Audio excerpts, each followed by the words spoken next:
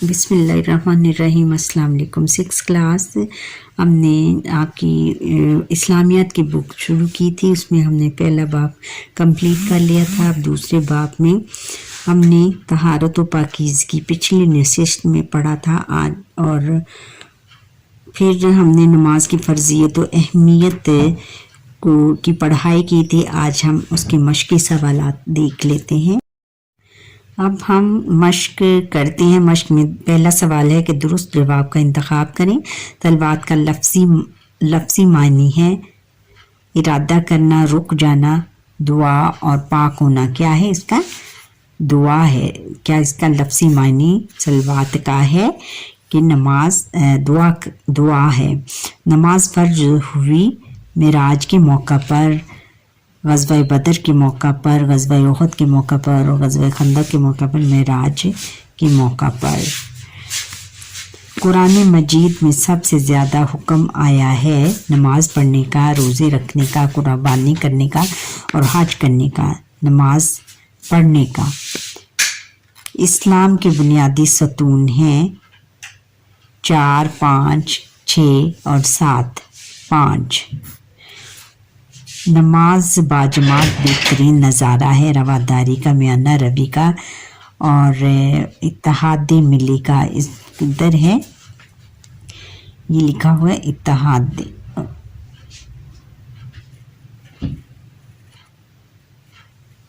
اتحاد ملی کا اور قیامت کا۔ کس کا ہے؟ اتحاد ملی کا۔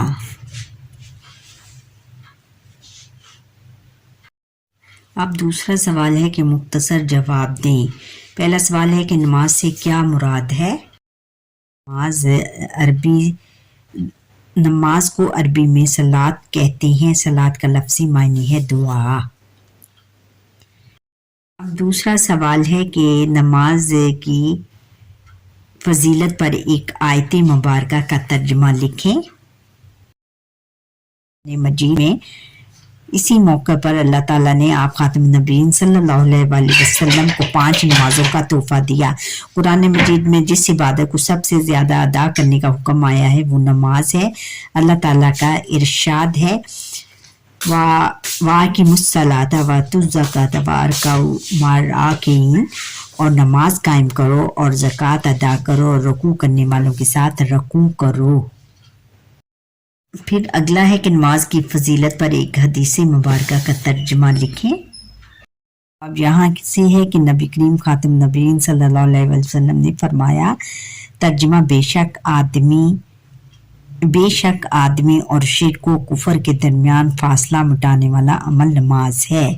ایک آدمی کے درمیان شرک اور کفر کو مٹانے والا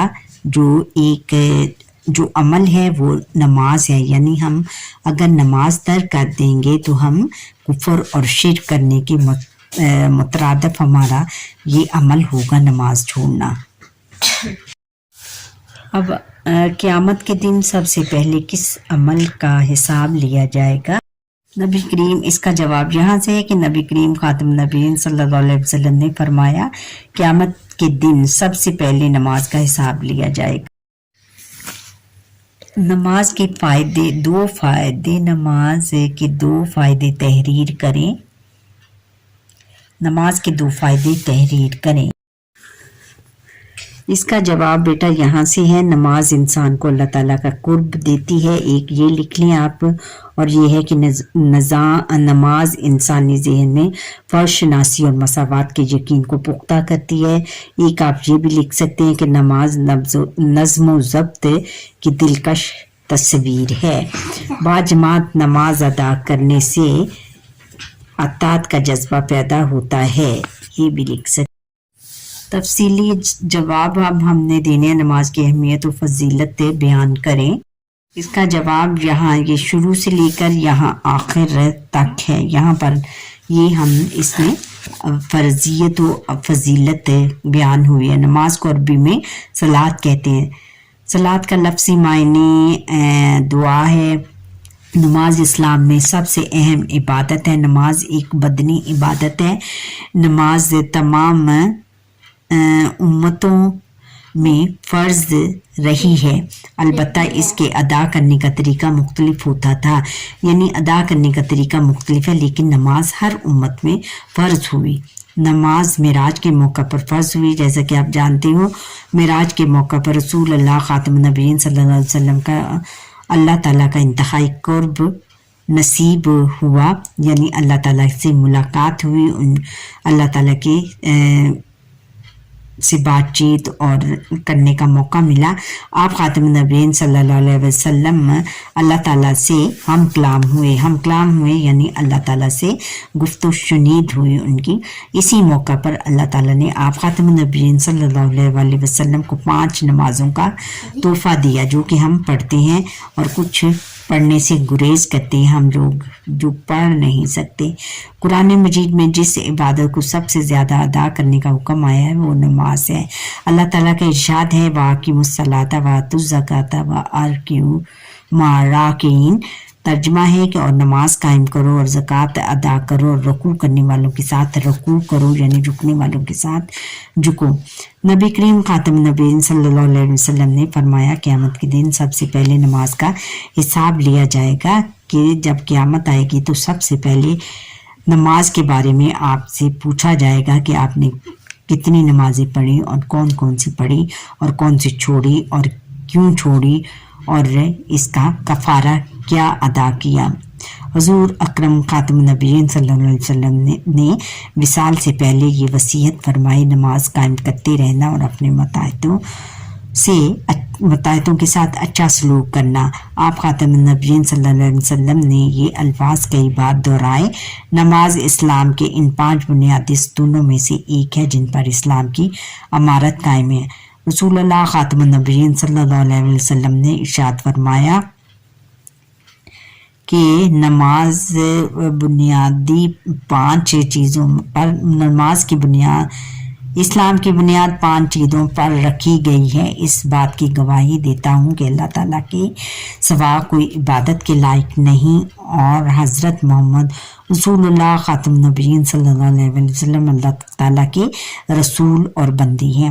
نماز ادا کرنا، زکوٰۃ دینا، حج کرنا اور رمضان کے روزے رکھنا، یہ کتنی ہیں؟ اسلام کے 5 ستون ہیں۔ کیا ہے کہ سب سے پہلے ہمیں اللہ تعالیٰ پر یقین رکھنا ہے اور یہ یقین رکھنا کہ حضور نبی اکرم صلی اللہ علیہ وسلم اللہ تعالیٰ کے رسول اور بندے ہیں۔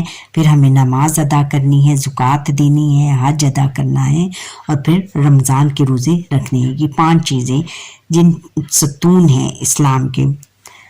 نماز چھوڑنا بہت بڑا گناہ ہے۔ نبی کریم خاتم النبیین صلی اللہ علیہ وسلم نے فرمایا کہ ترجمہ بے شک آدمی اور کفر و شرک کے درمیان فاصلہ مٹانے والا عمل نماز ہے۔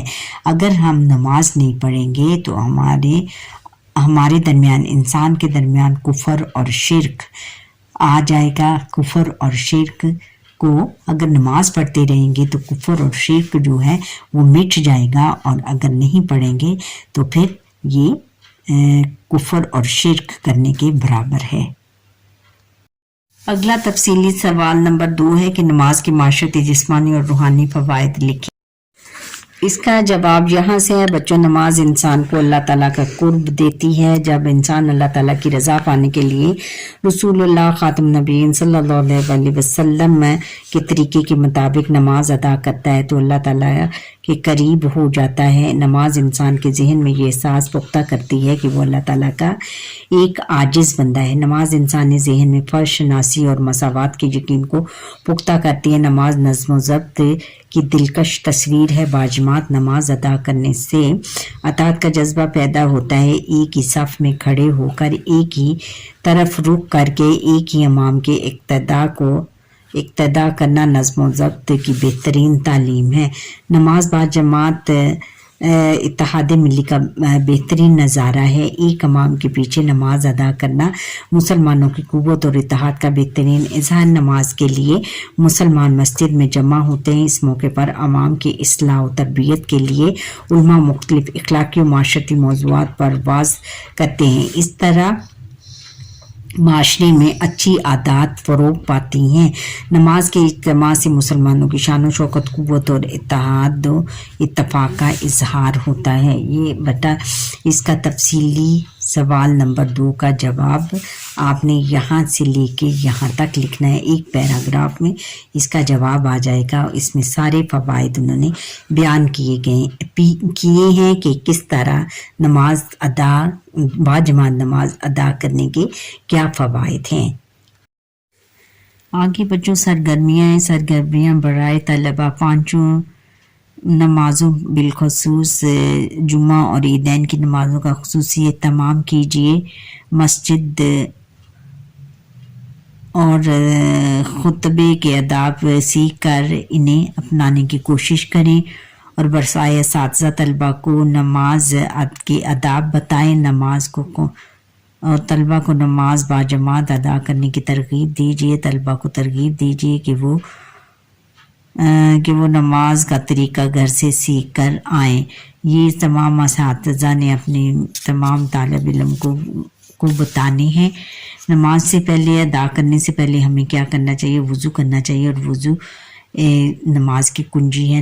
وضو کے بغیر نماز قبول نہیں ہوتی، اور یہ پھر ہمیں اس کی نماز کے سارے سٹیپس بھی یاد کرنے چاہیے، اور ان کے مطابق ہمیں نماز پڑھنی چاہیے، تو ہی ہماری نماز قبول ہوگی۔